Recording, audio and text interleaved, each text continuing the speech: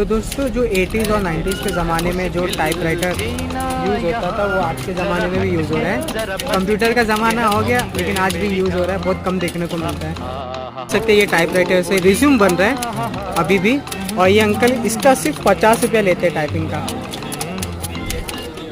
बहुत देख के अच्छा लगा जरा हट के जरा बच के, ये है बॉम्बे मेरी जान।